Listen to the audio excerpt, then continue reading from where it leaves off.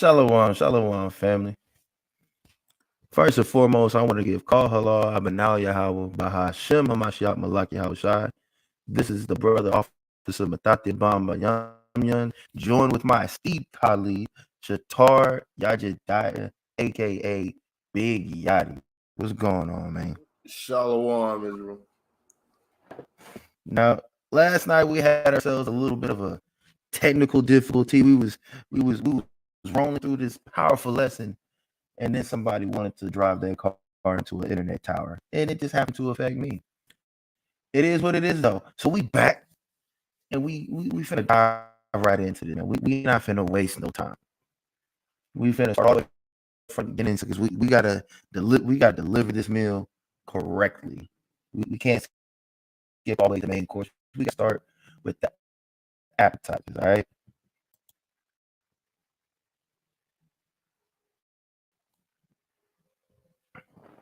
So boom. Of course, the best place to start is where is the law, right? And again, y'all see the title, America, your idol? Is America your idol, right? We need to understand what an idol is, and then through that, you're gonna understand how America is your idol, right? And I'm not saying this for those of us that's been in this walk for a good minute. Again, this is just like there was a wave of brothers and sisters that woke up after Kendrick did his thing on his album. Same thing with Kodak Black. It's the same thing that it's going to be with Kyrie and Ye. There's going to be more brothers and sisters who wake up, Lord willing, and exponentially in large numbers. So they need to understand that, America is indeed an idol that they worship subconsciously, right? Because this place has tore up our minds, destroyed it, flipped it upside down, and made us think everything is backwards, right? Make us believe that our enemies like us when they really don't. But let's dive right into it, right? This is the book of Deuteronomy, chapter 11 and verse 16. Take heed to yourselves that your heart be not deceived, and turn ye aside and serve other gods and worship them. Short, sweet, to the point. You gotta take heed to yourself. You gotta make sure that you're keeping yourself diligent, right? Lest you forget who you are and what you're supposed to do, and you end up following and serving other gods. That's a big no-no to the Most High. The Most High is a jealous God. Understand that. Verse 17. And then Yahweh's wrath be kindled against you, and he shut up the heaven, and there be no rain, and that the land yield not her fruit, unless she perish quickly from off the good land which Yahweh giveth you. Hey, majority of us, we not in the land right now. It's not as fertile and fruitful as it should be, because we not there. So what do you think we did as a nation? Aside from break the law in almost its entirety, of course we were serving other gods and deities. Why? Like you gotta understand, we made the Most High mad, and our people have a horrible habit of saying, "Man, why you do this?" Because we broke His commandments. That's why you going through what you're going through, because you disobeyed the Most High, and we as a nation disobeyed the Most High. Like I don't know what you thought this was, but the Most High's love and kindness is there for you, but only when you acting right. Y'all people need to start acting right. Let's get into this, right? Because our main issue as a nation, we like to be like other nations and serve other guys, right? Serve other idols, right? There's something that I want to get right here. This is Revelations 13 and 15. And he had power to give life unto the image of the beast, that the image of the beast should both speak and cause that as many as would not worship the image of the beast should be killed. We know what that is. It's that white supremacy, right? And who's what nation is the staple child for white supremacy? America. America's heavy on that. If you don't follow the ways of America, you get killed. Look at what happens to those countries that don't want to be quote unquote democratic, just like America. What do?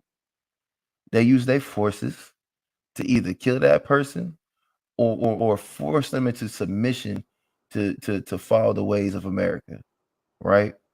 That's just what America do. America is a big old bully, and that big old bully is gonna be brought down. All right. And But let me let's say get this real this fast. word. Slack real quick. When we're But going into where it says the maids didn't worship the beast, the image of the beast should be killed, right? That killing doesn't always have to be like how you said, it doesn't always have to be a literal, oh, you get put to death, even though we're going to get to a point where it's going to be that. But they also will kill your character, just like how they do with Ye, just like how they do with Kyrie, or any celebrity who wants to speak out and let the children of Israel know who they are and expose the lies that's been perpetuated throughout centuries. So when our people do that, they want to say, oh, they're crazy. Oh, they need to go into a mental institution. Oh, they need to be canceled, right? They'll do that and then push that on our people, and they'll start agreeing with it. They'll start agreeing with that image of that beast, that white supremacy, and to the point where these people start losing things, like Ye and Kyrie. They'll start losing things, start losing endorsements, start losing deals. They'll try to kill their character, kill the way that they make income, to the point to where they're nothing until they ultimately have to give an apology and submit. So it's not just God, that they're going to kill you physically. It's also they'll kill you like as far as your prosperity in the world. God, kill you socially. they'll, Exactly. kill, they'll kill you socially, mentally, spiritually, physically. Right? There's a certain phrase, character assassination. Character assassination. That's what it is, man. Right? All because you don't want to abide by that image, abide by that. What's that Greek word? Icon. Let's get into this word icon, right? We gonna learn some grammar today, some grammar definitions and etymology. All right. So this is the word icon. This is the outline of biblical usage. This is an image, figure, likeness, an image of heavenly things, used of the moral likeness of renewed men to God. Okay, okay. Let's see what else. One in whom the likeness of anyone is seen, applied to a man on account of his power to command. Hey, Yachty, real quick, who in this earth right now has power to command? Who got that? Do we got that? Do we got power to command out here in the earth, Yachty? La, So you know what it come to mind. Edom got power to command in this earth, man. Almost everywhere that I look, they got power to command. They can force people to apologize and what was it that they say?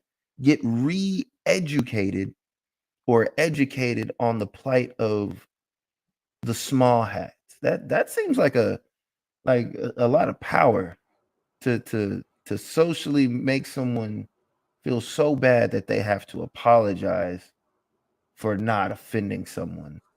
and That's you got to realize how how that really is the image of the beast, because it's like the apology they want you to give, they don't really care if you apologize, they just want you to give a form of submission to rock everybody back to sleep. That's really y- what it is. And is it? the re-education is stuff that we already hear growing up in high school, grade school, college. Oh, look at this catastrophic. I don't want to say that word, like the word I want to say, but the catastrophic events that happen to the small hats, the stuff that's happened to these marginalized people, quote unquote, right? And that re-education is the stuff we've already heard. So we just go like what happened on what's that movie? Get Out. Yeah. That Get Out with that thing. They put the spoon in the cup and rock people back to sleep. They want you to be rocked back to sleep. Forget about what you said. Denounce what you said. We can get rocked back to sleep so we can rock the rest of your people back to sleep so we can continue the status quo, which is white supremacy. You see? That's exactly what it is. Right? That's power to command. And again, this is the outline biblical usage of what word? Icon, which is the word that is used for the word image, right? Because your icon is that image in your head that you think is all good. It's going to love you. It's going to be nice to you. No, the red man doesn't love you. The red man don't like you. when you stand up against the red man and they want you to submit, you know what they want you to do, y'all? They want you to go for that. It's not a re-education, it's a red education. Right? Education. You see that? The red media wants you to be reeducated. All right. You see, and you got the red letter. No, I'm messing with you. But let's get this real quick, right? Let's check out the word icon. And this is from Etymology Online. Icon, noun. Also, icon from the 1570s, image, figure, picture. Also, statue.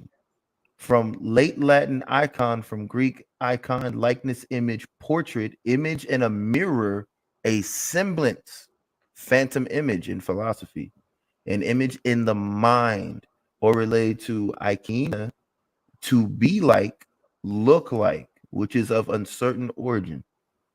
So this is an image, figure, or picture which resembles or mirrors a certain idea or substance or object, right?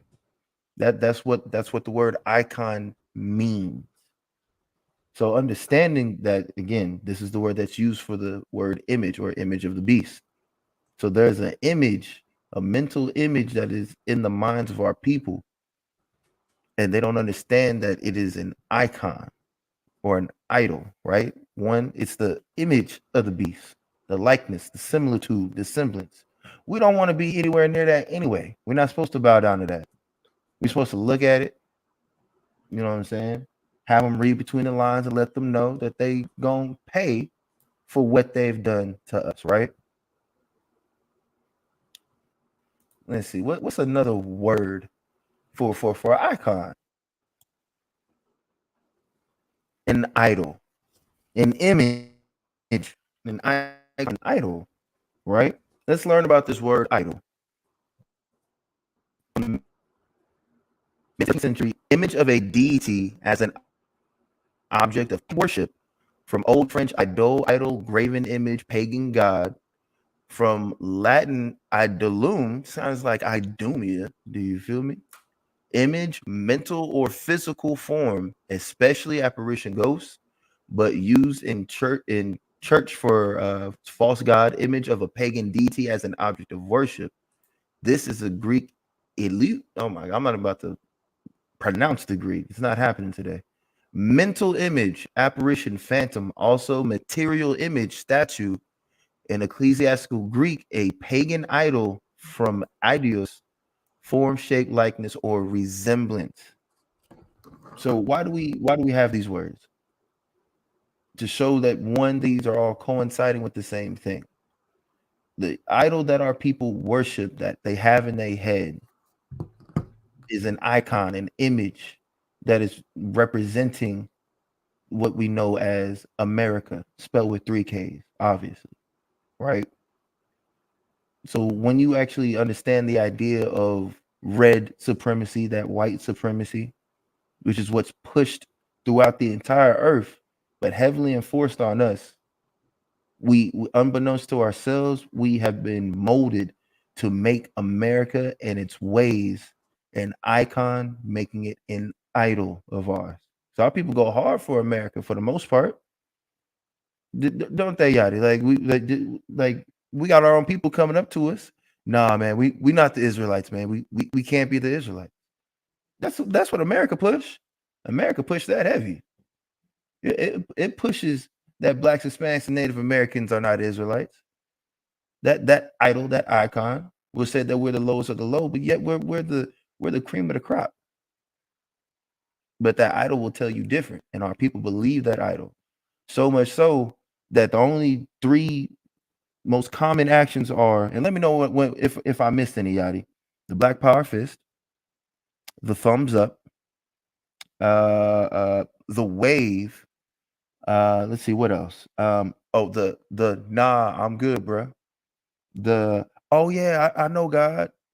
You know, am I missing any of them, Yachty? Is there one that I'm missing? That's about it for the most part. That's about it. That's about it. Yeah, That that's sounds about about it. right. Oh, And you, you did know, you forget the? Did you forget the one? You don't need to tell me that because I'm Christ. Oh God. Hey, look, that's coming to more and more common. So yeah, that. And you know where they get it from, Yachty? They get it from the idol that they worship, that iconic image, right? Now And that now see look, that's where you're wrong. They oh, get it. They get it from Pookie down the street who's selling them that shit. That's where they get. That's where they get it from. but guess what though? Now I'm gonna flip it because I'm gonna tell you how I was right, and you proving me right. Is if Pookie is the one that's giving it to him down the block, where did Pookie get the material from? From the same idol, because there are no poppy fields in America. There are no poppy fields in America. So how did the product get to America? I'm gonna tell you how, because that idol wanted our people to destroy each other. So, America went and got the substance, gave it to Pookie down the block, which distributed it around and got our people doing this man. You see, it's all cyclical. It's all cyclical, Yachty. It works its way back around.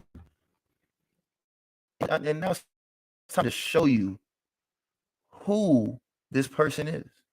Let's get it.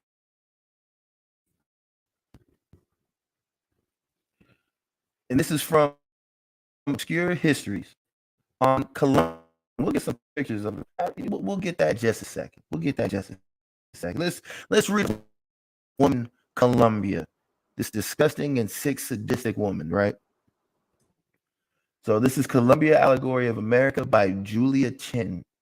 Fair use. This is for educational purposes. Fair use. Before there were Lady Liberty and Uncle Sam, Columbia hailed as one of the earliest personifications of the United States. So this image, this icon, is the mirror or semblance or resemblance of America, right? While she was lent her name to dozens of rivers, cities, and universities, such as the District of Columbia, Washington, D.C., Columbia University, and the Columbia River, she remains largely overlooked as the history of America's allegories. Columbia was strong, beautiful, that was cap, molded after Greek mythology. Already, look at that, already letting you know this was something that came from Greek mythology or Greek ideology, idolatry, right? For our brothers and sisters lost in the sauce of that Greek life, man. But molded after Greek mythology and infused with unique senses of Americanism, she remains a central figure in the narrative of how early Americans saw the nation. Early red genocidal maniacs saw this nation, right? Its values and its full potential, while Lady Liberty has come to symbolize justice, openness to immigrants, and the hope of an established American dream, which is the enslavement and oppression of the Israelites. That's what the American dream is. Columbia's reputation was ever evolving alongside America's growth. Columbia was at times audacious, representing the pursuit of freedom, and alongside it, war and the desire for territorial expansion. No, wait. There was always a phrase when I was first learning about how they phrase it in school, the colonization of America and how the colonizers hit the shores, right?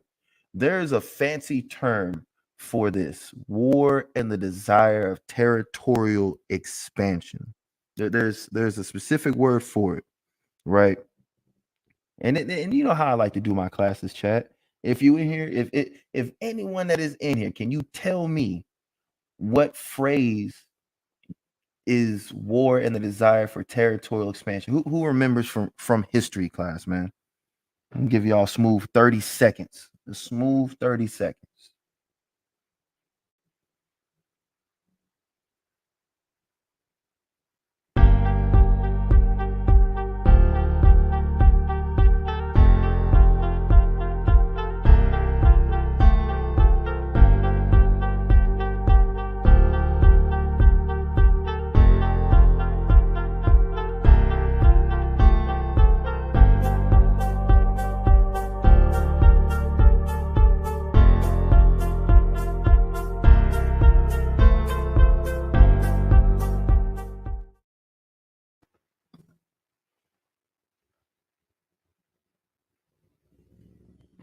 No, nobody. That's sad. We sleeping today. It's all good though.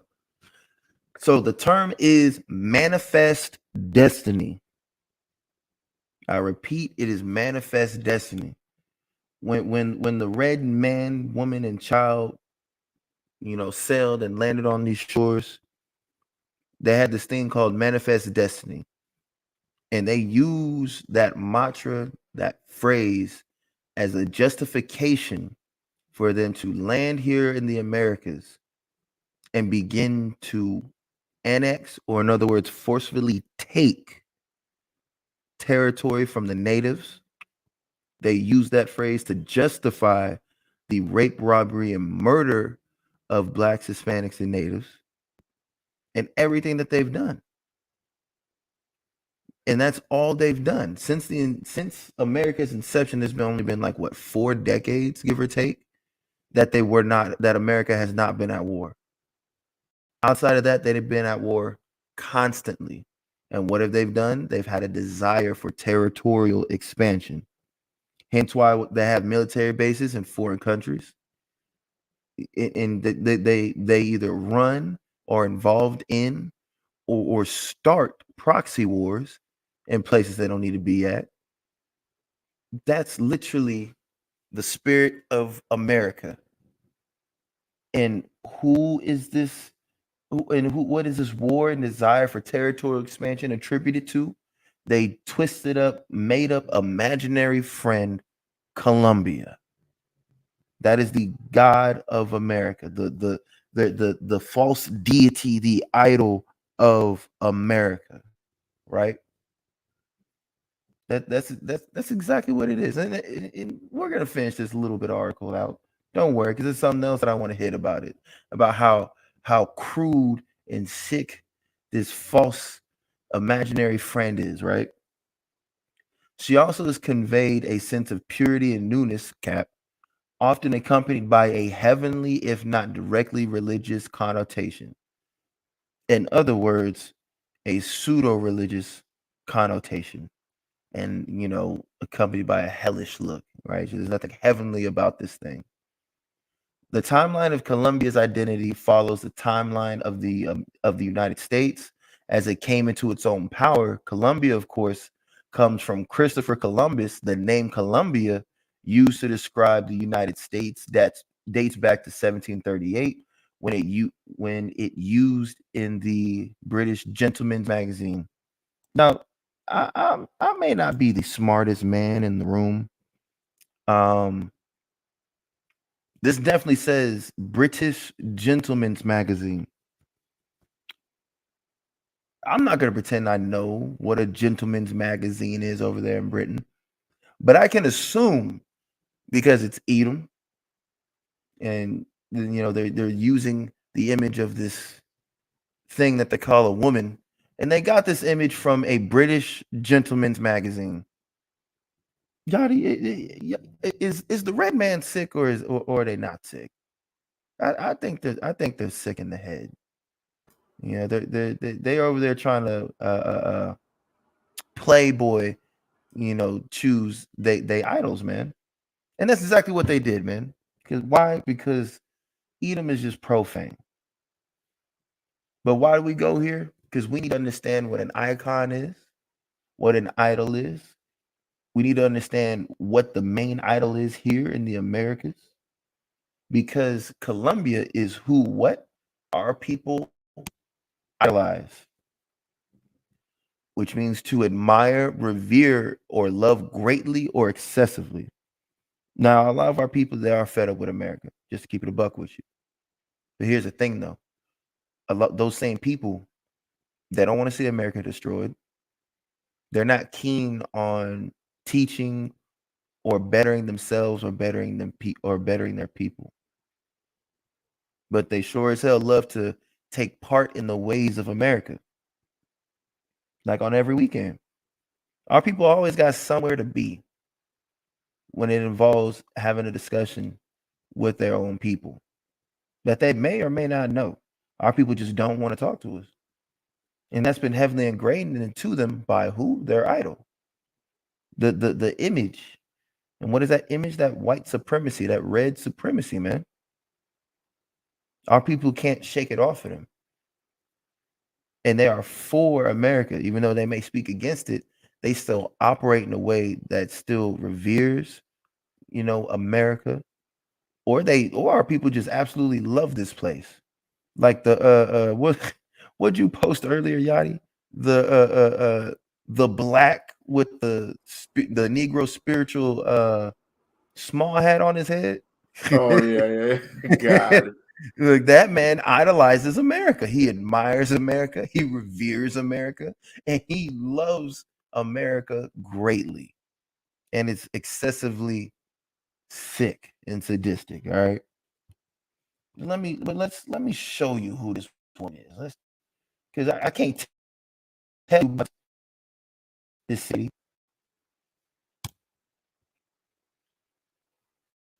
America. Now, don't these images look shockingly familiar? Like, who does this look like? Oh, y'all. But that looks like the Statue of Liberty. Am I tripping? Nah, I ain't tripping. This is Colombia. This is the idol of America. You know what's great about this? Hey, Yachty, what's in the description of that creature that's riding on the dragon, a whore? Isn't that what Revelation say? I was about to say that too. Like it's a whore, right? The virgin daughter of Babylon, if I'm not mistaken. Don't you find it interesting? See, this is the power of the Most High right here. America chose and created their imaginary friend that they named Columbia as the idol and icon of America in a way to show white supremacy and its power. And yet the thing riding the beast, because we say that this is Babylon the Great. Babylon the Great is represented by the virgin daughter of Babylon, the whore that sits on top of the dragon. Get the Most High a hand. this lets you know this is Babylon the Great, man. Like, come on. Like, this is that place. This is that great whore, right? And how is she a whore? Or a virgin daughter? Because she does dealings with every single nation in the earth in cunning and deceiving ways. She's in bed with everybody, but yet no one has penetrated her, i.e., no one has invaded America yet. So Did you get Revelation 17? I did not get it. If you want to get it real quick, let me get that real fast. Revelation 17. You say like she's in bed with everybody. I'm gonna jump around. Actually, no. I'm just gonna read the first two verses.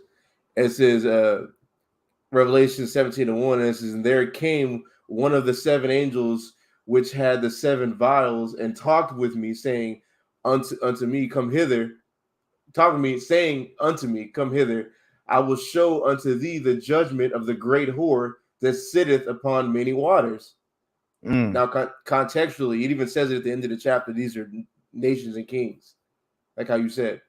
Verse 2, it says, "With whom the kings of the earth have committed fornication, and inhabitants of the earth, and the inhabitants of the earth have been made drunk with the wine of her fornication." That's her ideology, is the white supremacy just in general. God. You see? The virgin daughter of Babylon, the great whore, man. And she's such a whore. Look, the artist even drew her with some busted feet, man. She got some ugly ass toes. You feel me? That's why they brought Moab over here.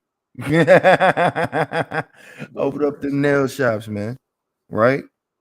But yeah, this is the icon. This is the idol. This is the false idol, the false god, but as well as the image of white supremacy. And its name is Columbia. This is the red man's imaginary friend, right? If you put a beard on her and let her hair grow out, you know who you got? Cesare Borgia, right? You got Cezzy B. You feel me? It's all the same. It's all the devil the Bible speaks of, right? But this is who our people idolize when they're stuck in the ways of America. They may not know it or understand it, but when you understand that this place operates off of white supremacy and we are heavily oppressed by it, but yet are not coming up against it, that means that we are for and we are sustaining this idol. But when we repent and come back to these laws, statutes, and commandments, we can understand that the ways of America attribute to the idol, are attributed to the worship of this idol. And this idol will fall, right? I got a precept. Go ahead. Revelation 18 and 4 through 8. It says, "And I heard another voice from heaven saying, Come out of her, my people, that ye be not partaker of her sins, and that ye receive not of her plagues." Kind, that's right. Our people need to come out of the ways of America, right? Our people, like, right, because contextually, that precept right there, that's that's gonna be Yahushua calling us out of here, when it's being destroyed to lead to so that way we can go ahead and get out of here. But as well as we can still apply that now, our people can separate from this place now, mentally, spiritually, right? Some of us, if some people want to move, move around, do what you got to do. Granted, this is the place to be at. I'm trying to see if I can, see them fireworks. Them fireworks are going to be amazing, don't you think, Yadi? Those beautiful, amazing fireworks. It's scary and terrifying, but it would be amazing. That's let me keep going. I'm Go gonna ahead. jump to verse 7.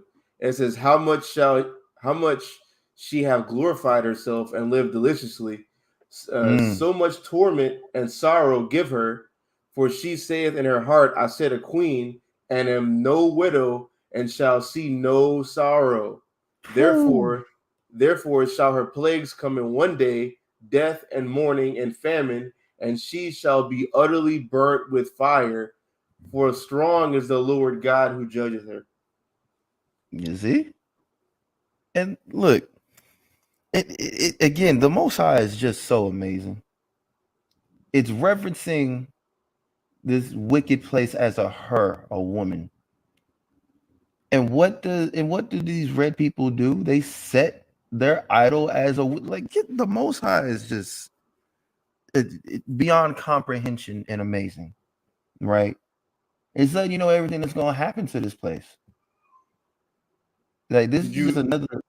Go ahead. I was gonna say, did you get the Wikipedia article for Colombia? I was gonna get it, but I wanted to get this one. Oh, You got you it up. should have Go saw ahead. what it said. I got it. Let me see if I can share my screen right fast. It's important. The only reason I wanted to bring it out is because of what it says. Let me see. Let me share my screen.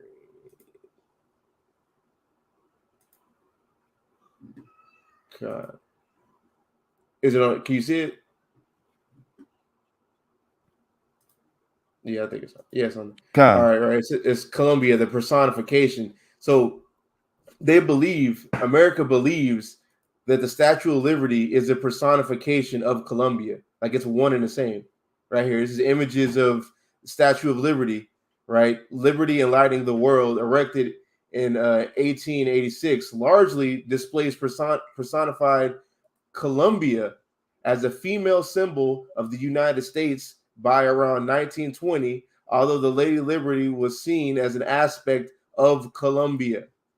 So that is the personification. It literally is. It's going to America being the personification of Colombia through that image. That's why you see. I'm gonna go back to sharing your screen. That's why you see throughout the Bible, specifically in Revelations, where it talks about Babylon, it makes references of it being a woman, a great city, a woman, a great whore, and it sits on many waters, right? And let me get one more precept, and then you can go. Go ahead. I want to go back to Revelation 17. I'm gonna start at verse 14. I'm just gonna finish the chapter out. God. because it's all important. It says Revelation 17 verse 14. It says, "These shall make war with the Lamb, and the Lamb shall overcome them, for he is Lord of lords and King of kings, and they that are with him are called and chosen and faithful." This is going to those being saved from Babylon. So verse 15, it says, "And he saith unto me, the waters which thou sawest," because it's talking about the whore sits on many waters, "the waters which thou sawest, where the whore sitteth, are peoples and multitudes and nations and tongues," about this being a world power over everybody, which is obviously America. It says, because we read in verse 18, chapter 18 of Revelation, where it talks about the Lord's going to burn his place with fire. He's going to use nations to do so. And this is going to show it. Verse 16, "And the 10 horns which thou sawest upon the beast, these shall hate the whore, and shall make her desolate and naked, and shall eat her flesh, and burn her with fire." So that's how the Lord is going to make it happen. And it says it, he makes it very clear in verse 17. "For God hath put in their hearts to fulfill his will." So this shows you this is a free will cut. So the nations that are eventually going to destroy the whore, which is America, right? Which is Babylon the great city, the Lord put it in their hearts to do that in the future. I'm reading it again. "For God hath put in their hearts to fulfill his will, and to agree and give the kingdom unto the beast, until the words of God shall be fulfilled. And the woman which thou sawest is that great city which reigneth over the kings of the earth." So this lets you know the whore, the woman, the great city is all synonymous for Babylon the Great.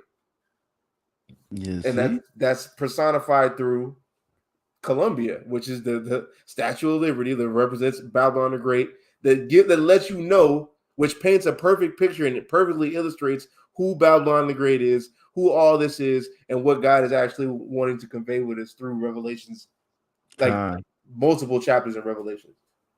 You know what I just realized? Like, because granted, this lesson was supposed to be, you know, about the secret idol that our people worship, but you know what we just did? We literally just, you know, unintentionally just did a whole America is Babylon the Great breakdown. And it's crazy because only here on DTX are we gonna do 2 breakdowns at once. you really could go a little bit deeper, but it's fine. It's fine. We'll leave where it's at because that's a rabbit hole. It's gonna take an hour, but that's fine. We can keep going. But yeah, man. You see, if you pay attention and come into class, you gonna get 2 lessons at the same time, and one of them may or may not be intentional, but it's through the spirit and power of the Most High Yahweh, right? Good. But now let's get into some Bible. Let's get some more Bible, right? So again, this class is mainly aimed towards those newcomers that's gonna come in, Lord willing. They see this and they learn that, you know, they can't let America be their idol, and they got to be able to understand and discern, you know, if they worship in Yahweh or if they worship in Columbia, right? So we gonna get some biblical history on our issues with idols, with ourselves, and how the Most High feels about these things, right? This is the book of Psalms, chapter 135. I'm gonna start at verse 15. "The idols of the heathen are silver and gold, the work of men's hands." Now, I've heard some brothers bring this out. So you see, you know, they worship money, which they do. They most certainly do. They worship money, but understand in the totality of things that also is attributed to that idol Columbia. Remember, it's the goddess of war and territorial expansion. Through taking territory, you get a couple of things. You get resources, agricultural resources, mineral resources, right? You're expanding your territory, you got to build on it. You build societies. Societies need some form of an economy. So either way, it's still going into idolatry.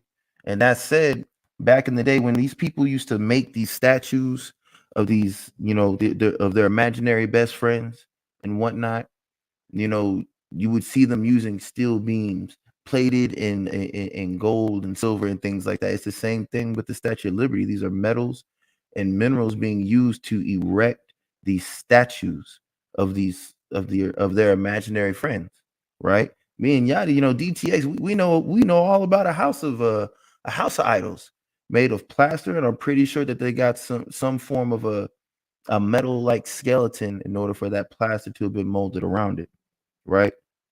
But I'm gonna read that again. The idols of the heathen are silver and gold, the work of men's hands. These things are man-made, right? They have mouths, but they speak not. Eyes have they, but they see not. They have ears, but they hear not. Neither is there any breath in their mouths. Which, I mean, these things are dead. They're not alive. The opposite of being alive is being dead. These are not breathing things. These are not alive things. All these idols are just arts and crafts made by men that do nothing for men. And what does that mean? These things, again, they're dead. And why do I keep saying that? Verse 18, they that make them are like unto them. So is everyone that trusteth in them. So if you're the one that made it and worshiped it, or you're one that trusts in it and worship it, that idol, you're in a dead state. You are in a dead state. You're not alive. You are just like that idol. You have eyes, but you can't see. You have ears that you can't hear. And you don't got that breath in you, man. That breath, you don't got that breath of that wisdom, knowledge, and understanding. You are in a dead state. And a lot of our people still to this day are in a dead state. But when they wake up and begin that walk, like Ezekiel 37 touches on, they begin to have those sinews put up on them, that flesh put back on them, begin to breathe again, forsaking that dead idol and coming into life, following these laws, statutes, and commandments, man. But let's get to some history, right? Some history that'll make you want to just look at your people and you just with a very strong verbal backhand tell them to knock it off. This is the book of 1 Samuel, chapter 8, and verse 4. Then all the elders of Israel gathered themselves together and came to Samuel unto Ramah, and said unto him, Behold, thou art old, and thy sons walk not in thy ways. Now make us a king to judge us like all the nations. We, as the nation of people, need to understand that we are loved by the Most High, have been chosen by the Most High, and have been made special by the Most High, right? We need to understand that. And we most certainly need to understand that we need to learn to accept, love, and act like ourselves. What do I mean by that? Just like we just read here. It says, now make us a king to judge us like all the nations. We've always wanted to be like the other nations. And yet all the other nations want to be like us. It's ass backwards. And we still do it to this day.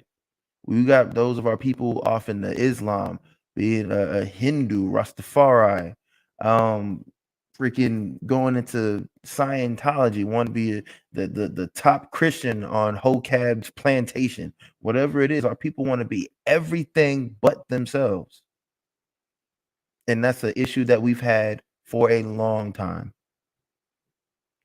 It's like our people don't want to be great, and it's saddening. It's truly saddening and disheartening. Our people need to learn how to love each other and accept who we are and walk like we should. Because it's not no small man walk. That's big dog status right there. As far as us on this earth goes. Outside of that, you got your house shot, big boy chilling. Outside of him, you got the Most High Yahweh really chilling, right? And they understand that we are greater than these other nations. We were made that way, but we want to be like them so bad. So we have to ask for a king to be judged over us, like everyone else. because everyone else gets to have a king with their false idols and things like that. Whereas we got the only true living God, but we want to be like somebody else. It's sickening. And our people need to repent of that sickness. Verse Yeah, 6. Oh, go ahead. real quick. Daniel chapter 2, verse 9 in the NLT. Actually, Jeremiah chapter 2, verse 11 in the NLT. It says, has any nation ever traded its gods for new ones, even though they are not gods at all? Yet my people have exchanged their glorious God for worthless idols. Whew. You see, we've had an issue with it since the beginning, man. And don't worry, we gonna get that account on how quick we turn to another God. We that account is coming up.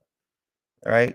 We've been doing this for far too long. That's when I see our people like the powerful Kahan Ramamah said, man.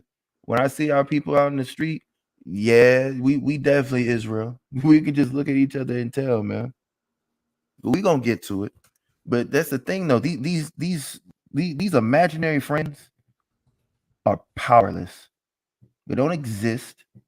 But our people want to give life to something that doesn't exist versus taking the path of life from the only true living power that exists.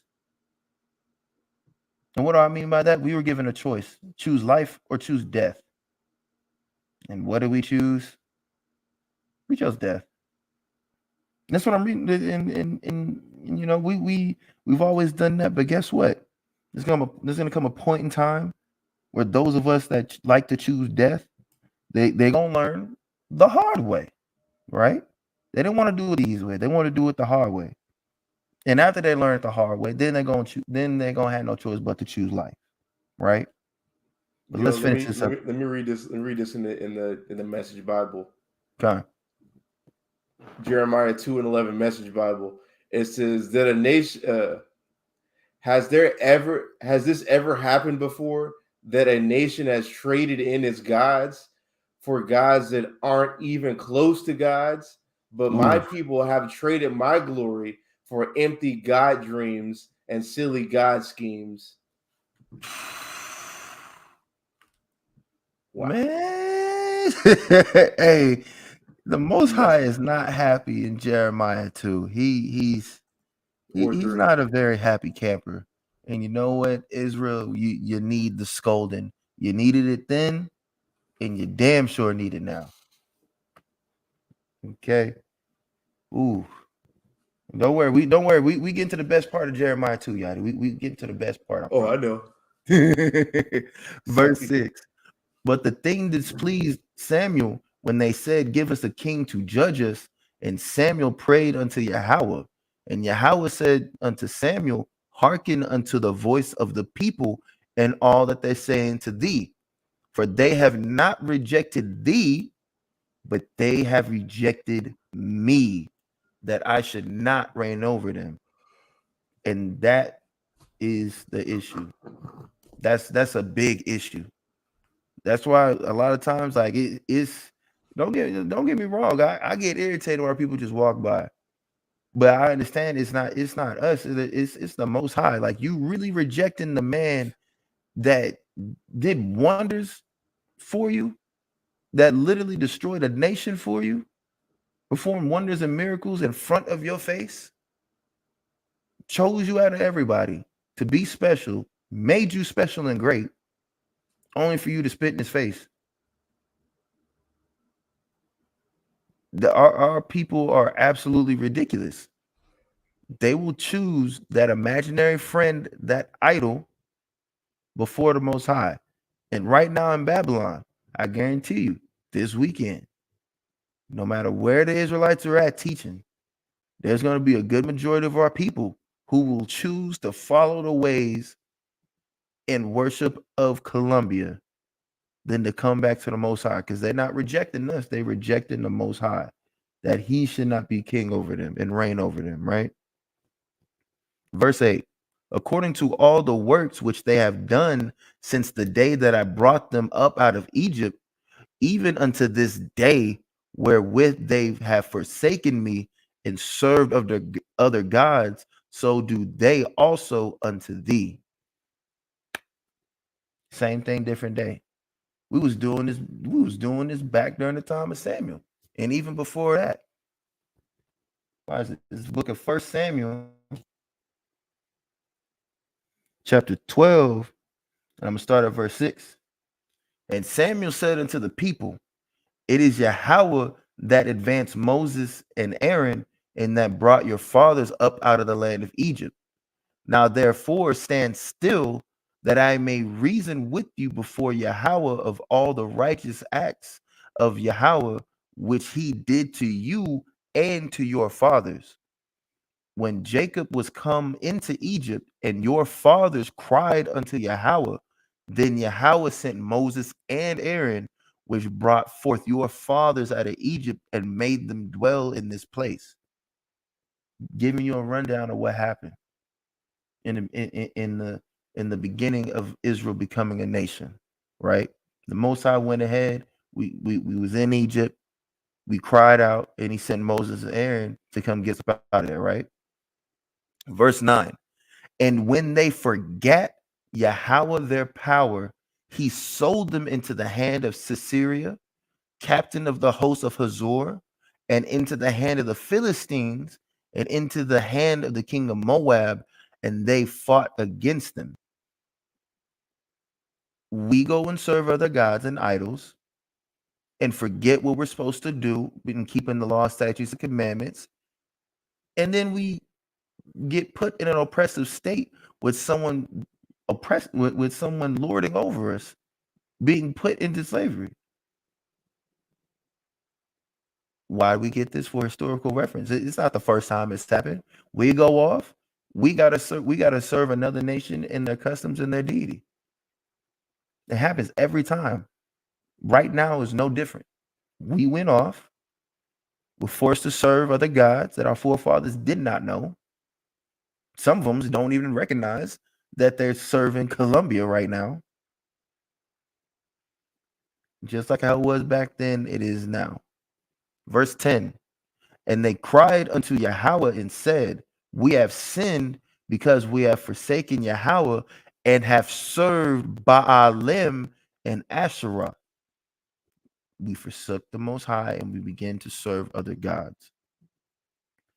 But now deliver us out of the hand of our enemies, and we will serve thee.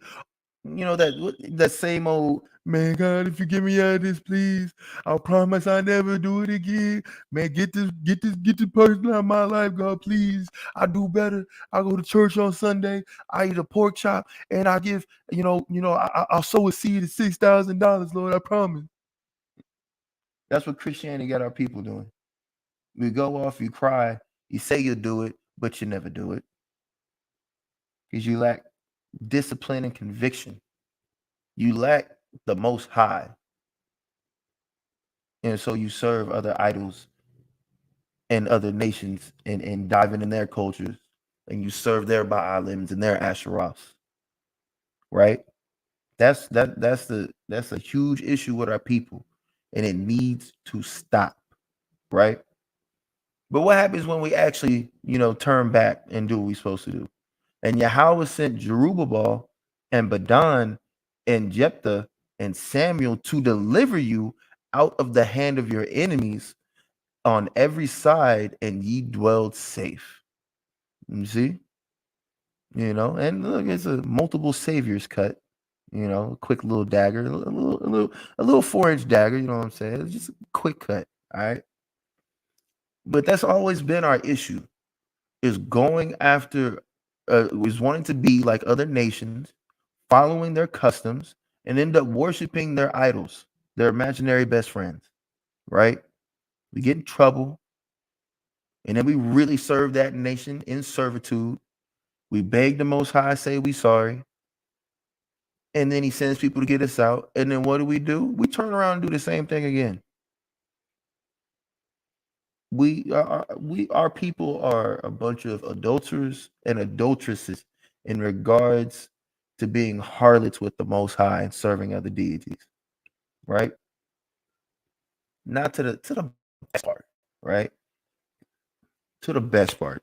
Because right now we getting on our people and our whoredom towards the Most High and going after other deities. This is Jeremiah chapter 2, verse 23 in the NLT. Now, it's a lot. You say that's not true. I haven't worshipped the images of Baal, but how can you say that? Go and look in any valley in the land. Face the awful sins you have done. You are like the restless female camel desperately searching for a mate.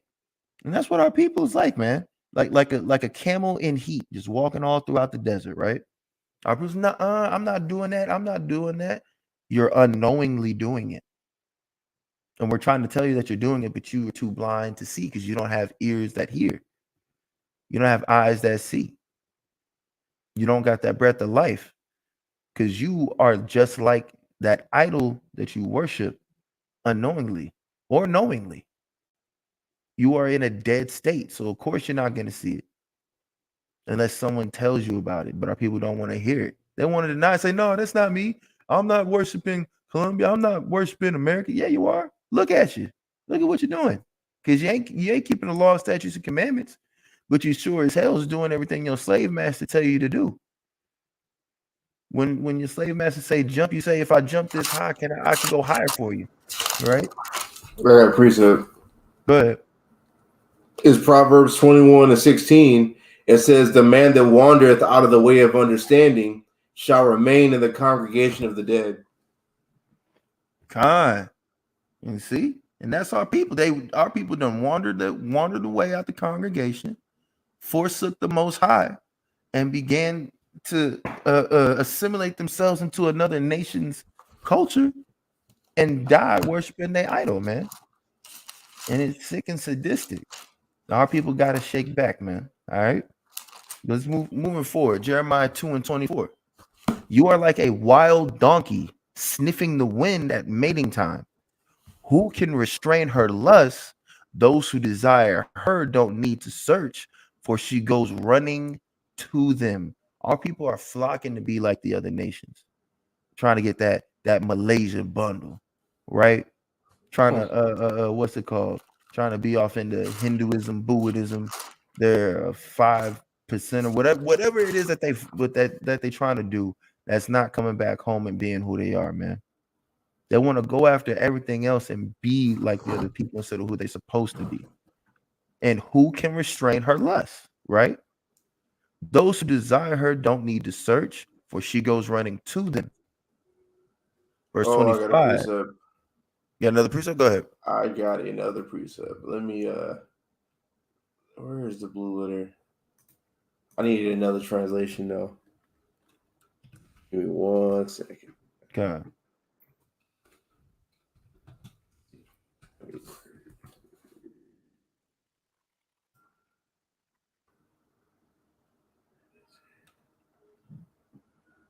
Yeah, matter of fact, I might need to just read that whole part.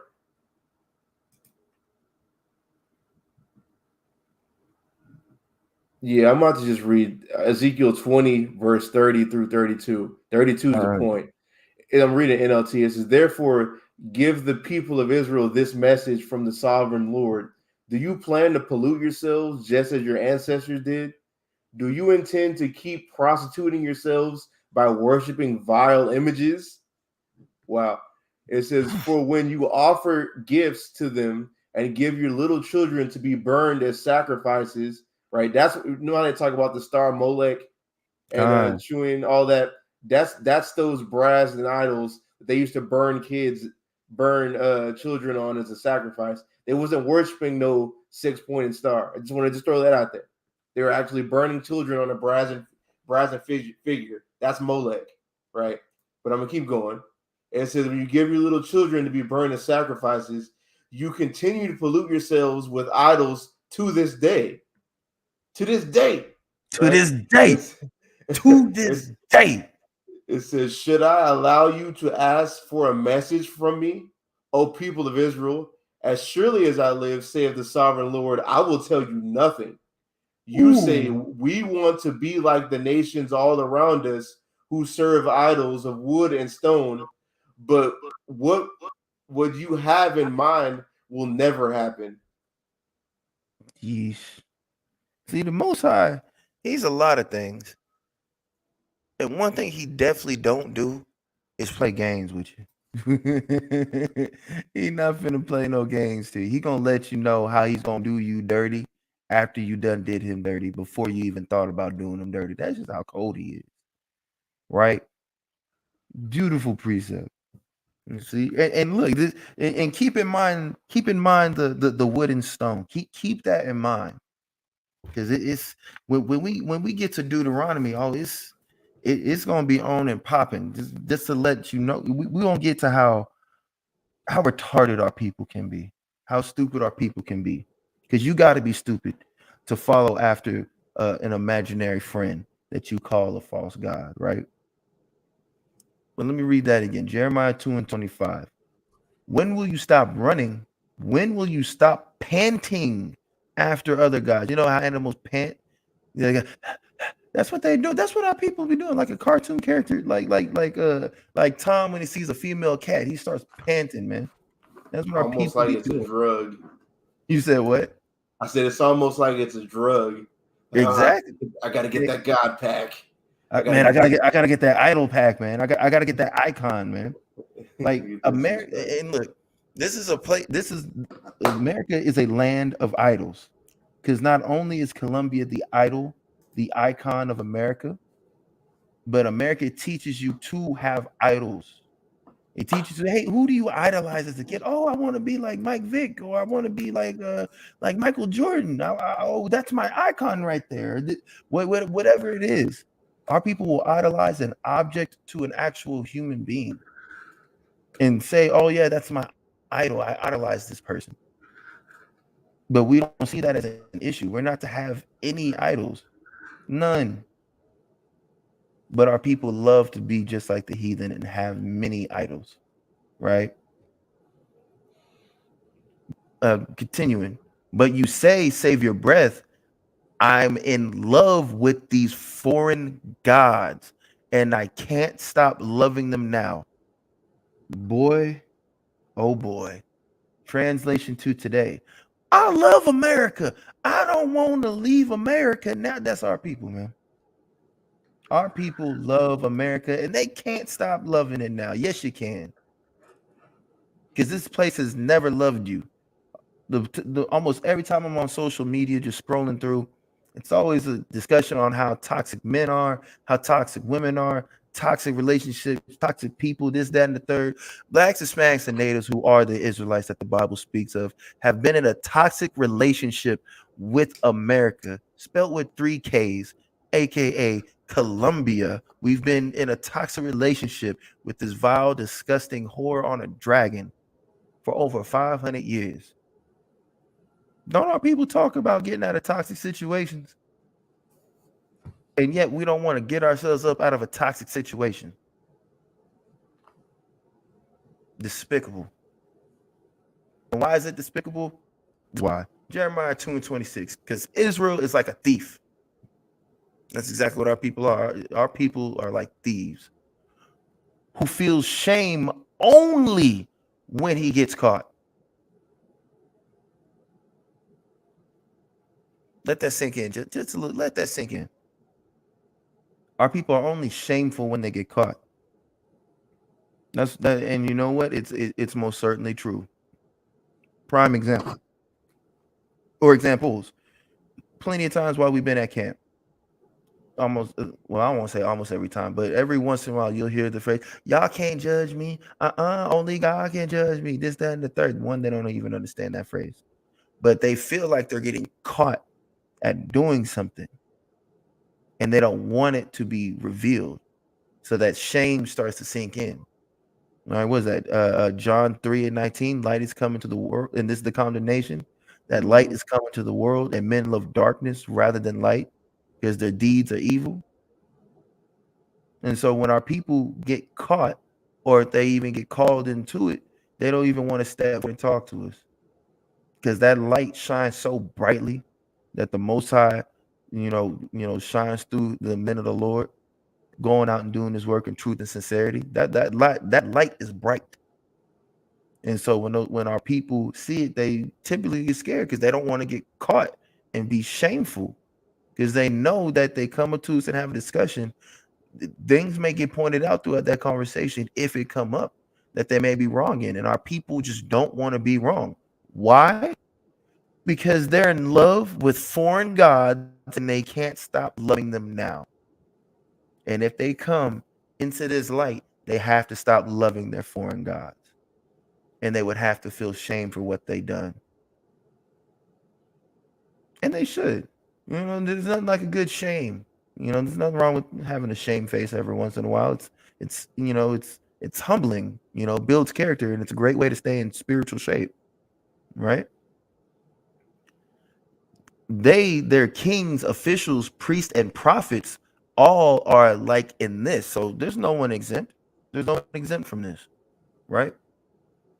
Verse 27. To an image carved from a piece of wood, they say, "You are my father."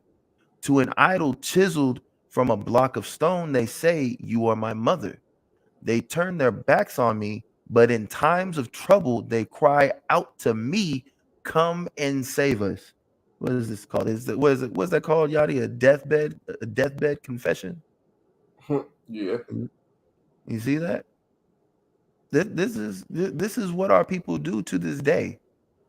They'll idolize any and almost everything that's put in front of them, whether it be a TV show, sport, athletes, musicians, whatever it is in this land of idols, they will choose that over the Most High.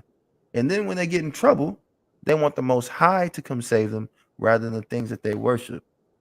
But how's the Most High clap back? Let's see. Verse 28. But why not call on these gods you have made? When trouble comes, let them save you if they can. For you have as many gods as there are towns in Judah. Why do you accuse me of doing wrong? You are the ones who have rebelled, says Yahweh. And that speaks so much to our people. Like, I think I said this yesterday. Oh, wait, no, the stream cut off. Right? So this is when I was first coming into the truth, right? I was talking to my dad, I was having a bit of a biblical discussion. Israelite 101. You just came into the truth, you're excited, you full of that zeal. You trying to tell your next door neighbor, your auntie you ain't talked to in 5 years, the sister at the gas pump who think you about to holler at her, but then you coming with the truth. You know what I'm saying? You trying to tell all your people, right? So I'm just going over the curses with my dad, letting them know, what's going on, how we got here, just giving them that spiel.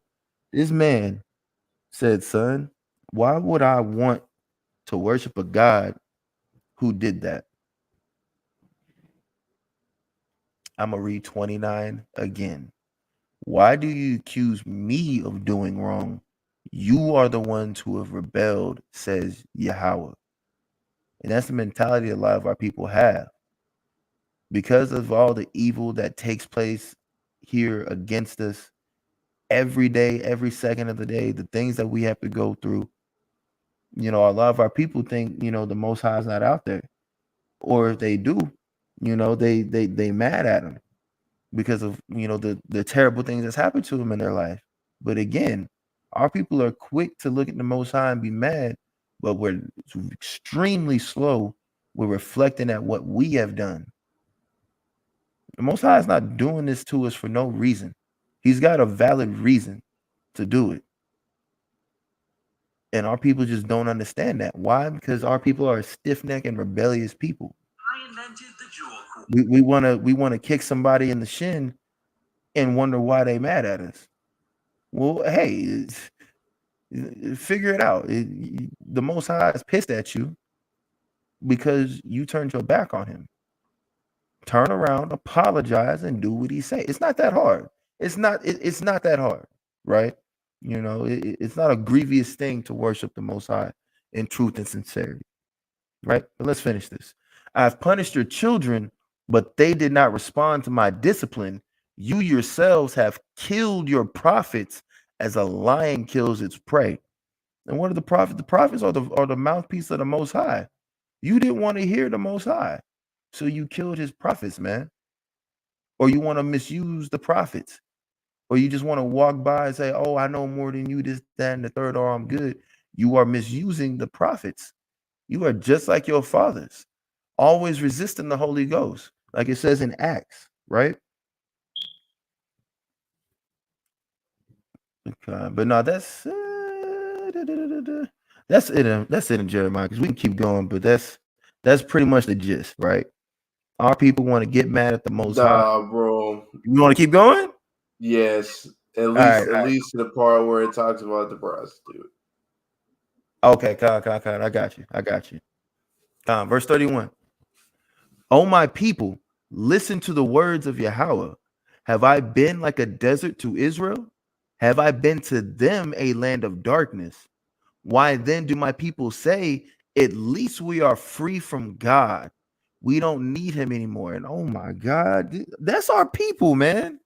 Our people are like that to this day, right? They feel free from the Most High. That's why they go after these other nations' customs and their deities, and the ways of America, the ways of And, Colombia, right? and it's like I said yesterday when you was bringing this out. That's why they killed the prophets, because the Lord ain't about to just talk to us face to face like how he did with Moses. He's going to speak through the prophets. So since we killed the prophets, that was us saying, okay, we don't need God no more, because we cut off our contact. We cut off the only contact we had with him through killing the prophets. And they thought that they That's would be crazy. free from the Most High from that. Nah, you ain't free. You just not finna catch this warning now. But verse 32. Does a young woman forget her jewelry? Does a bride hide her wedding dress? Yet for years on end, my people have forgotten me. How you plot and scheme to win your lovers, even an experienced prostitute could learn from you, Lord in Christ. Lord Christ. And our people stay plotting and scheming. Oh, how am I get this? Oh, how am I gonna get this girl's man? Oh man, I'm plotting on this dude's girl right now. I'm getting our people do. Our people be plotting on that. And an experience, not a novice, a new, not even broken in, an experienced prostitute could learn from us. That's shameful.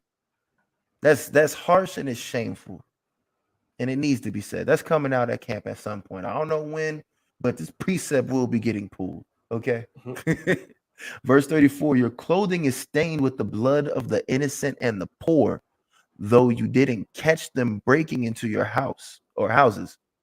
And yet you say, I have done nothing wrong. Surely God isn't angry with me, but now I will punish you severely because you claimed you have not sinned. That's throwing that rock and hiding that hand. That's exactly what that is. Our people are the first to judge somebody at doing wrong, but when the judgment's on them, oh, I ain't doing nothing wrong. You can't put that on me. Nigga, I saw you. We seen you. You ain't low. We saw you go off. All right. Verse 36. First here, then there, you filth from one alley to another asking for help, but your new friends in Egypt will let you down, just as Assyria did before. Our people want to go everywhere asking for help from these other nations, but these other nations ain't never been friends to you, nor wanting to help you. Verse 37. In despair, you will be led into exile, which we've been, with your hands on your heads, for Yahweh has rejected the nations you trust. They will not help you at all. So I said, go ahead and go to those nations that you trust, man. Go ahead and go worship their gods, do all that. And you're going to find out the hard way that they're not for you. You don't want to listen to the Most High, he's going to give you a severe cut, and you're not going to like it, all right? But you got any precepts? Lie. God. See, now we're getting on Israel and they terrible temperament. All right. That's what we doing right now. We on you, Israel. We on you, man. This is the book of 2nd Maccabees 4 and 15. not setting by the honors of their fathers, but liking the glory of the Grecians best of all. Now, we all know who the Grecians are. They surround us to this day. The Greco-Idumeans, the Roman Greco-Idumeans, the red people. You know, sometimes they have small hats, sometimes they have hammer and sickles. You know, sometimes they live in places called Hungary. Sometimes they live in places called America. They surround us, right? The red man, the Edomites. All right. But yeah, our people want to be like their enemy, and it's appalling. Absolutely appalling the things that our people will allow just to be like the heathen, or to make a situation easier on themselves out of selfishness, regardless of what's being done to others around them, right? And that's what we actually about to show, because our people wanted to be like the Grecians. They still want to do that to this day. To this day, they want to do so. Verse 16, by reason whereof sore calamity came upon them, for they had them to be their enemies and avengers, whose custom they followed so earnestly, and unto whom they desired to be like in all things. Our people desire to be like the Grecians. Just like right now, a lot of our people desire to be like the Edomites because they see the socio-economical benefit. So they try to do everything that masses say, how to act, how to accept the open racism, right? Everything that is against us. Our people are force fitting onto themselves just to be like their slave master. And they'll go as far as to let these atrocities happen. Watch this. This is the book of First Maccabees, chapter 1, and I'm going to start at verse 44. For the king had sent letters by messengers unto Jerusalem and the cities of Judah, that they should follow the strange laws of the land, and forbid burnt offerings and sacrifice and drink offerings in the temple, and that they should profane the Sabbaths and feast days. What are they doing? Forsaking the law, statutes, and commandments. Verse 46, and pollute the sanctuary and holy people. Now we pollute the sanctuary. This is the king's orders, right? Oh, Salaki, verse 43. My bad. Yea, many also of the Israelites consented to the king's religion, and sacrificed unto idols and profaned the Sabbaths. Many of our people consented to this, whether it be out of fear or open willingness. Our people accepted this, right? Jumping back down to verse 47. Set up altars and groves and chapels of idols, and sacrifice swine's flesh and unclean beasts, that they should leave their children uncircumcised, and make their souls abominable with all manner of uncleanness and profanation, to the end that they might forget the law and change all the ordinances. And whosoever would not do according to the commandment of the king, he said he should die. So that's the threat. Either you bow down or you die. Of course, there were those of us who stood up against the evildoers for the Most High,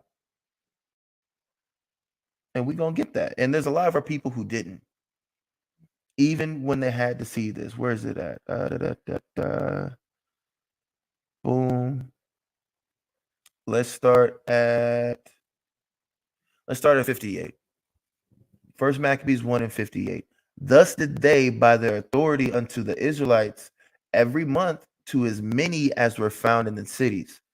Now, oh, my bad. The 25th day of the month they did sacrifice upon the idol altar, which was upon the altar of the Most High. Look at just, man. When I read this, I was ready to box everybody in Israel. I ain't gonna hold you. At which time, according to the commandment, they put to death certain women that had caused their children to be circumcised.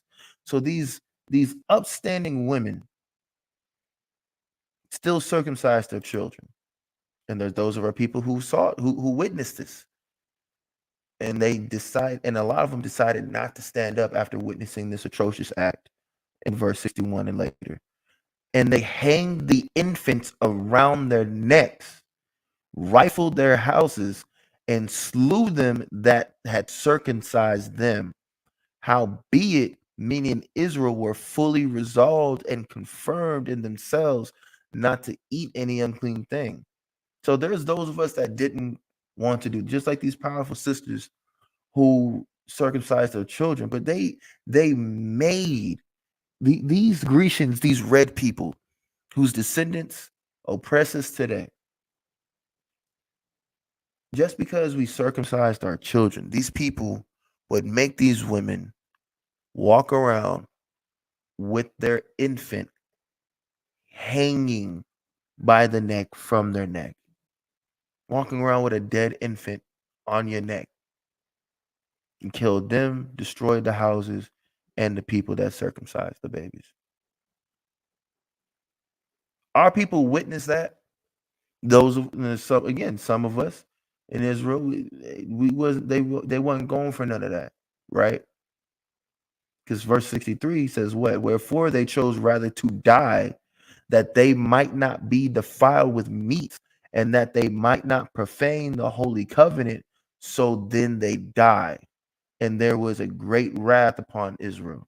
It is better to die in this truth than to go and serve another idol, to go backwards and backsliding. It is far better to die, all right, than to do that. You can't tell me that it's okay within your mind that America is okay after the evils that not only that it's done, but it continues to do. So following your oppressor all the way to the destruction is worth it. Nah, it's not. It's more worth it to get your act together and come back home and leave these idols alone and worship Yahweh in truth and sincerity. Right? Moving forward. You got any precepts before we hit this law? Let's get it. This is the book of Deuteronomy, chapter 4 and verse 25. Right? Now let's get to this law, right? Because the law does what? It's perfect. You know what else it does? It converts the soul. It turns the sinner into a upright Israelite. It turns a sinful Israelite to an upright Israelite. All right, one who's trying to obtain righteousness. But Deuteronomy chapter 4 and verse 25. When thou shalt beget children and children's children, and ye shall have remained long in the land, and not if, this is when you've had children and you've been in the land long enough, this is in the law, and shall corrupt yourselves. The Most High knows this. He knows we're going to go off, and he knows that we're going to corrupt ourselves, and make a graven image or the likeness of anything, and shall do evil in the sight of Yahweh thy power, to provoke him to anger. I call heaven and earth to witness against you this day, that ye shall soon utterly perish from off the land whereunto ye go over Jordan to possess it. Ye shall not prolong your days upon it, but shall utterly be destroyed, which we've been destroyed off the land. It's happened numerous times. 27. And Yahweh shall scatter you among the nations, and ye shall be left few in number among the heathen, whither Yahweh shall lead you. So again, we're going to be scattered. It's part of the law.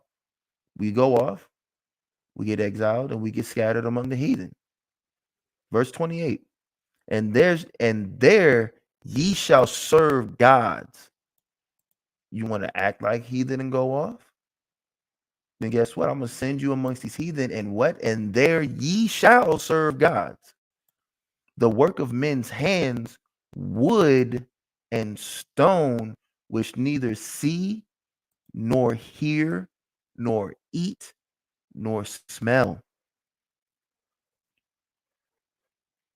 This is part of the covenant. So if you worshiping idols, whether you know it or not, guess what? You under them curses, my boy. You under them curses, sis. If you worshiping idols, you are under them curses. And you need to repent, for the kingdom of heaven is at hand. Right? We talk about breaking generational curses. Stop dealing with those imaginary friends, those idols, and maybe you might get that curse. You know, you may not be doing so bad. All right. Verse 29. But if from thence thou shalt seek Yahweh thy power, thou shalt find him if thou seek him with all thy heart and with all thy soul. When thou art in tribulation and all these things come upon thee, even in the latter days, if thou turn to Yahweh thy power and shalt be obedient unto his voice. Here's the thing. Let me read the last one real quick. For Yahweh thy power is a merciful God. He will not forsake thee, neither destroy thee, nor forget the covenant of thy fathers, which he sware unto them. So check me out. It says, even in the latter days, what you're looking at is essentially a condensed blessing and curse. It's part of the curse part. When you go off and you start, making graven images and serving idols, you're going to get exiled, scattered. You're going to serve those gods. But when you're in tribulation and you actually, try to seek the Most High, he'll turn to you if you're obedient to his voice. Going off, repenting, and the Most High saving you. These blessings and curses don't stop. The love for the Most High don't stop. Us being his people, his only chosen people, never stop. So it's in the law that we would be serving these other gods if we go off. And that's exactly what happens. Just like our parents used to say, oh, you want to go run around with them little badass kids? All right, go ahead. Go run around with them. Let's see how you like it when they take care of you. And then a couple minutes later, you think about it. Hold on, man. They can't cook like my mama cook. Or whatever the case is, and you take your butt back home. That's exactly what our people need to do. We need to come back home. This is the book of Deuteronomy, chapter 6. Whoa. Okay. Wow. Don't know why we do a lot. Boom. There we go. Salakia about that one. Deuteronomy 6 and verse 14. Ye shall not go after other gods, of the gods of the people which are round about you. So do not go finding idols. Verse 15, for Yahweh thy power is a jealous God among you, lest the anger of Yahweh thy power be kindled against thee and destroy thee from off the face of the earth. The Most High God, he's a jealous God. Again, when our people go after these idols and worship them, we're provoking the Most High into anger and jealousy, right? Like we are being harlots to against the Most High, going after these false idols, man. Right? We got to stop doing that. We got to stop provoking the Most High to wrath and anger. It's not a light thing, and it's not a good thing either. Our people, again, I'll hop on social media. Another thing our people love talking about is loyalty. Our people don't know the first thing about loyalty. They don't know how to stick to the Most High, but yet they want to be the first ones to talk about how loyal they are and that they know what loyalty is. No, you don't. Our people don't have an idea on what that is. Because as a collective, as a nation, we have not been loyal to the Most High. We got a warped mindset, and it needs to be corrected. Deuteronomy chapter 1 and not verse, not chapter 1, Deuteronomy 9 and verse 4. Speak not in thy heart after that Yahweh thy power have cast them out from before thee, saying, for my righteousness Yahweh hath brought me in to possess this land, but for the wickedness of these nations Yahweh doth drive them out from before thee. It wasn't because of our own righteousness. Verse 5. Not for thy righteousness or the uprightness of thine heart dost thou go to possess their land, but for the wickedness of these nations Yahweh thy power doth drive them out from before thee, and that he may perform the word which Yahweh sware unto thy fathers, Abraham, Isaac, and Jacob. Understand therefore that Yahweh thy power giveth thee not this good land to possess it for thy righteousness, for thou art a stiff-necked people. All the blessings that we get in the promises, it's not because we're the most righteous or anything like that. We're getting it because of the promises from Abraham, Isaac, unto Jacob. Right? We've been nothing but a stiff-necked and rebellious people against the Most High ever since He done got us out of Egypt. And we about to read about it. Remember and forget not how thou provokest Yahweh thy power to wrath in the wilderness from the day that thou didst depart out of the land of Egypt until he came unto this place. Ye have been rebellious against Yahweh. Always muttering, talking that slick mess, man. Also in Horeb, ye provoked Yahweh to wrath, so that Yahweh was angry with you to have destroyed you. When I was gone up into the mount to receive the tables of stone, even the tables of the covenant which Yahweh made with you, then I abode in the mount 40 days and 40 nights. I neither did eat bread nor drink water. So this is Moses getting on Israel, and rightfully so, right? Moses went up there to get the two tables of the covenant, right? And get everything else for 40 days, 40 nights. Man wasn't eating or drinking. Verse 10. And Yahweh delivered unto me 2 tables of stone written with the finger of God, and on them was written according to all the words which Yahweh spake with you in the mount out of the midst of the fire in the day of the assembly. Israel was shook and hella scared. Verse 11. And it came to pass at the end of the 40 days and the 40 nights that Yahweh gave me the 2 tables of stone, even the tables of the covenant. And Yahweh said unto me, arise, get thee down quickly from hence, for thy people, which thou hast brought forth out of Egypt, have corrupted themselves. They are quickly turned aside out of the way which I command them. They have made them in molten image. Moses was up in the mount for 40 days and 40 nights. And within that time frame, what did we do? We made a golden calf. That quick. It was that quick. We didn't seen the Most High. We saw a pillar of fire. We saw the 10 plagues. We saw the Red Sea split, and we walked through it. We saw it unsplit and killed the Egyptians. We made a whole drill song. Exodus 15. That's a whole drill song right there about the death of the Egyptians and how the Most High saved us.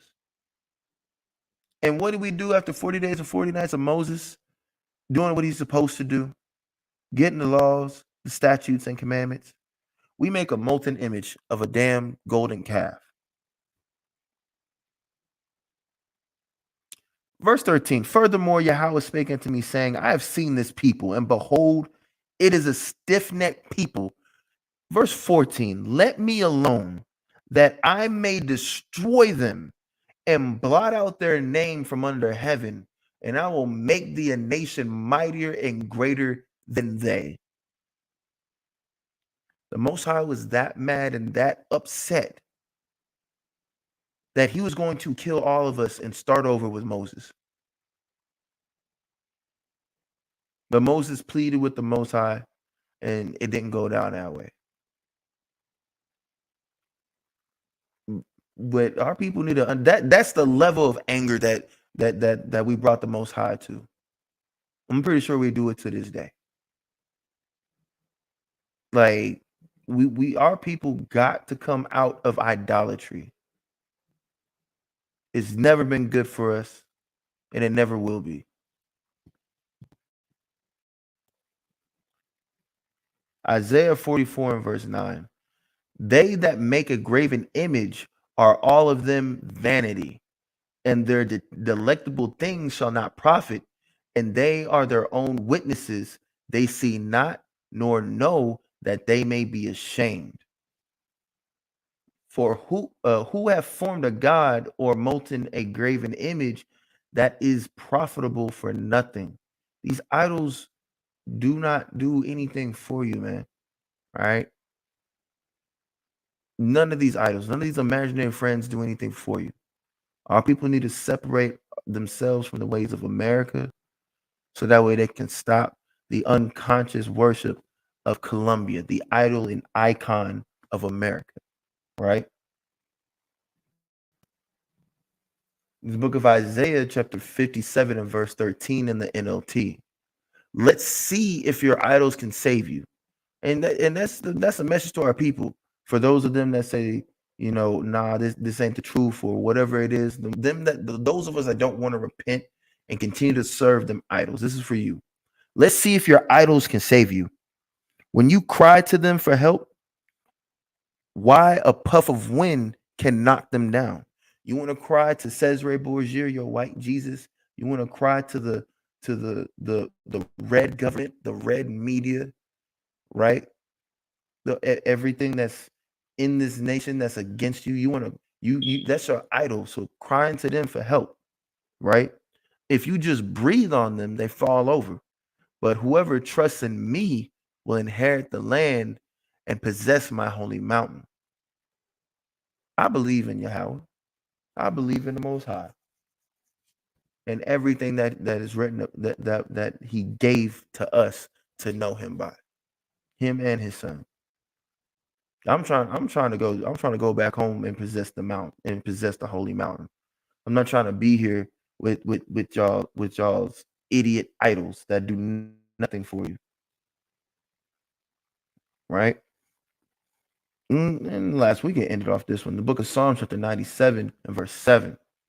Confounded be all they that serve graven images, that boast themselves of idols, worship him, all ye gods. Y'all are confounded and confused. Y'all have a mental confusion in your heads, and y'all need to repent and shake that off of you, man. All right. Y'all need to come back home and keep these laws, statutes, and commandments, and keep this faith, man. Otherwise, you're gonna be cursed to worship idols, right? So, like your last precept, Deuteronomy 28 and 64. And Yahweh shall scatter you, or Yahweh shall scatter thee among all people, from one end of the earth even unto the other, and thou shalt serve other gods, which neither thou nor thy fathers have known, even wood and stone. So if you want to continue to be cursed and worship these other gods, these idols, these icons, hey man, you're gonna be under that curse. Me, I ain't trying to be a part of that curse. I'm trying to go home. You trying to go home, Yadi? I'm trying to go home. I'm trying to get the hell up out of America, man. Hell yes. But got any precepts? Anything to add? Nah, you pretty much got it. All praises. And the water, Yahbashim Yasha Barakatah, to hidden one, man. Appreciate that. But man. But yeah, that's what we got for today, man.